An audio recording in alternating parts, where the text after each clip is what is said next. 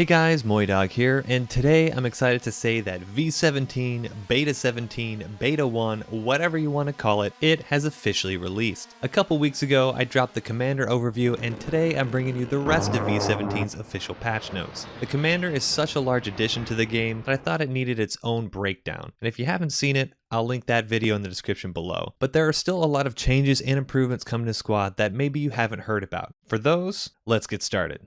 To kick it off, we're getting voiceovers for all the factions, making the days of always hearing Americans call for a medic a thing of the past. These voiceovers are for everything, including round start, capturing or losing flags, and even the medic callouts we know and love. As of now, irregular militia are currently using Russian as a placeholder, so I wouldn't be surprised if we see some sort of Eastern European language in an update in the near future. But aside from that, these voiceovers are extremely immersive, with insurgents using Arabic, British finally using British English, and Russians using Russian. I know, crazy concept, right? Additionally, if you're the commander, you also get to hear confirmation for your support functions in the language of your faction.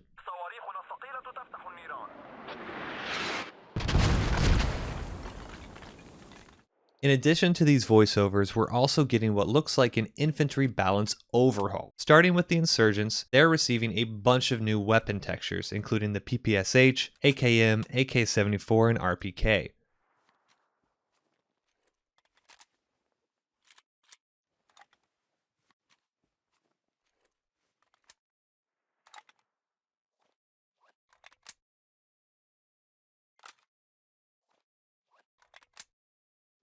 Additionally, the RPG-7 and Scorpion have had audio adjustments when the weapons fire.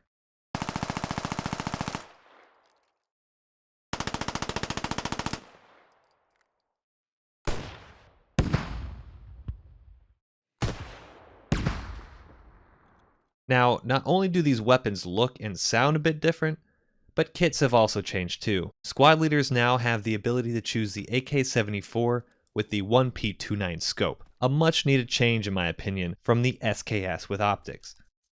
Lats now also have the choice of the AKMS instead of the Scorpion, making them much more deadly at medium to long range if they do have to come into contact and use their rifle.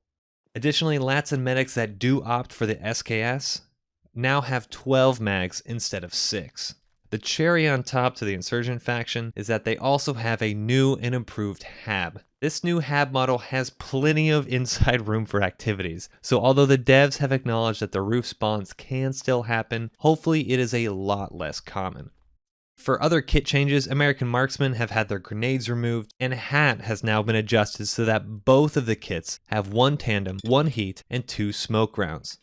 Previously, one hat had the tandem rounds, while the other hat had 2 heat rounds. Now, because of this change, Lats have also been limited to 2 kits for the entire team. Although 2 Lats per team might seem like a nerf to the overall American anti-tank, the inclusion of the second tandem round is huge in terms of conventional force maps, as previously it would take the entire team's anti-tank players to slowly whittle down a T-72 and make sure the one hat player with the 1 tandem had enough rounds to finish him off. Now, these 2 hat players can easily track and destroy a tank without too much help from the rest of their team.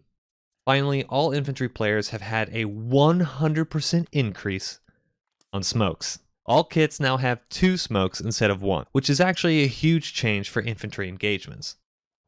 Vehicles have also been tweaked. Although there are plenty of small adjustments throughout this patch, such as magazine increases for the MAT-V and Dishkas, there are 3 main changes that you should know about with regards to vehicles. The first being that vehicles can now be recovered and reset. Using the radio menu, players can now elect to reset their vehicle. This should help alleviate the familiar problem of flipped logis or stuck tanks. This radio button takes roughly 40 seconds to work, which does seem a bit long in my opinion, but it is much better than waiting for a friendly player to help give you a push. The next big change is that warriors have had their ammo rack component removed, which is a huge buff to British armor. If you're unfamiliar with what this might mean, a critical shot to a vehicle's ammo rack can cause a vehicle to catch fire, cook off, and explode. With this change, only vehicles with ATGMs, like the Bradley and BMP, and tanks have the ability to be ammo racked. Now the only thing missing from warriors is stabilization.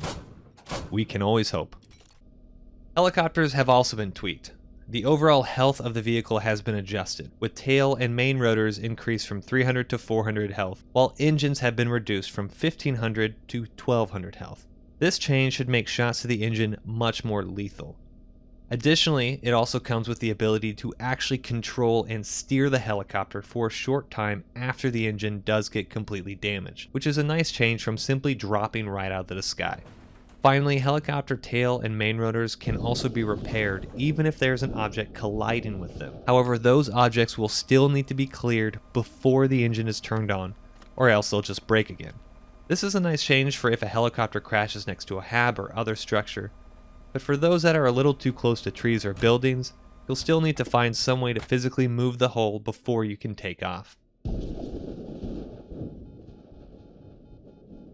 Since we aren't talking about helicopters, an enemy helicopter marker has finally been added to the game. However, if you look at what the icon actually is called, you'll see that it's labeled Transport Helo. Now, why would the devs specify that this marker is used specifically for transport helicopters if there are no plans to have other variations? We can see that, for example, a light, AT light, and transport vehicle designations are roughly the same. So maybe helicopters will be going the same route. Call me crazy, but the moment I saw that, I fully expect additional helicopters to be in the game. You can quote me on that one. Apart from these infantry and vehicle changes, there's also a whole host of gameplay changes. The stamina overhaul is probably the most important, as players now have the ability to determine how fast they can regenerate stamina depending on their stance. Standing will regen slowly, but crouching and ultimately laying prone will increase the rate.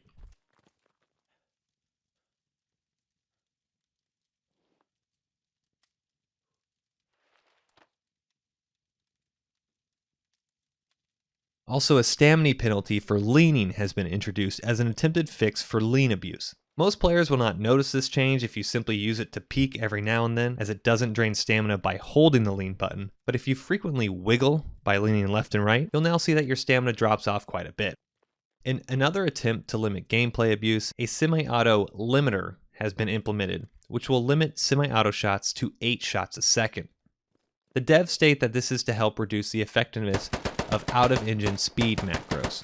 Over the past couple months, there's been some community drama with some players supposedly not using macros, but looked like they actually were using macros. I don't know enough about these macros to say one way or the other, but I will say that the devs obviously felt that this was important for the game. I tried out a little mini experiment to see the difference, since I think I'm a pretty quick clicker as well, and here are the results. An average player probably will not notice it too much, but if you did use any of these macros, then it's probably going to be a huge nerf for your playstyle, since semi-auto has much better recoil handling than full auto.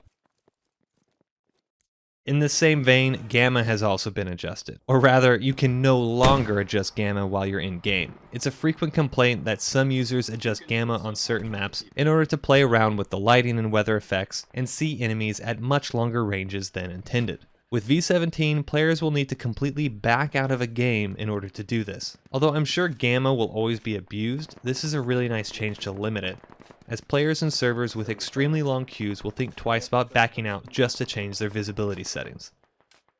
To wrap up the gameplay changes, rallies have also been nerfed, with the minimum required wait time to spawn increased from 20 seconds to 30 seconds. This appears to be an attempt at addressing community concerns over buddy rallies, but to be honest, I'm not sure how this will really feel until I get a whole bunch of full 80-player games under my belt to try it out. My initial thoughts are that these 10 extra seconds won't really affect the overall feel of buddy rallies, but instead frustrate players who aren't abusing the buddy rally system and instead are just trying to link back up with their squad. But like I said, we'll have to see how this plays out. The coolest addition is Sumari AAS V1. This layer now has what the devs are calling Ultra Dynamic Sky, allowing for day and night cycles. When you load into Sumari AAS V1, the skybox will now start at a random time in the day and progress through that day in a real cycle. You can see the sun rise and fall, the moon become brighter in the night sky, and even clouds roll in and out. It's a really cool addition to the layer, which makes me think that a long-term goal is to have these cycles on every map for at least one layer. Being able to start the match off in broad daylight and to fight through the day until you finally spend the last few tickets defending as night falls would be amazing. Although I rarely play Samari outside of seeding, I'm more excited to just see this tech in the game. Another piece of cool dev work is the inclusion of the AI component in Jensens' training range. If you weren't aware, Jensens has a kill house, which is now full of targets. These AI are scattered throughout the rooms and act like enemy players.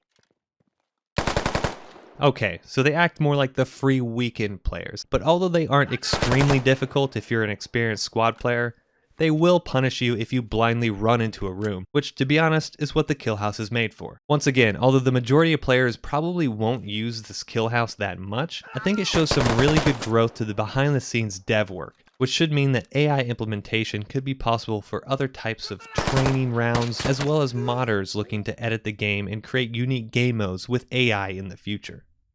There are a few other changes, such as fireteam leaders now being able to place their own map markers, the UI allowing players to join another server while currently in a server, and a few new flavor text to rounds ending, but to be honest, that's about it. I hope you guys liked another deep dive into Squad's newest update, and if you did, give it a thumbs up, subscribe for more, and post a comment below with your thoughts on V17. But that's it for me. Peace.